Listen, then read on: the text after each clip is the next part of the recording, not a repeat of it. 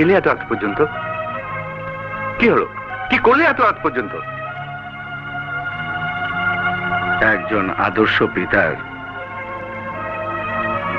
আদর্শ সন্তানের দায়িত্ব পালন করে আসলাম। যা বলছো পরিষ্কার করে বলো। বাবা, তুমি চাওনি আমি মমতাকে বিয়ে করি, তুমি চাওনি সমাজের কাছে, তোমার বন্ধুদের কাছে আমি তোমাকে ছোট করি। সবচেয়ে বড় কথা, তুমি বাপ হয়ে সন্তানের কাজ ছুঁয়ে কসম করেছ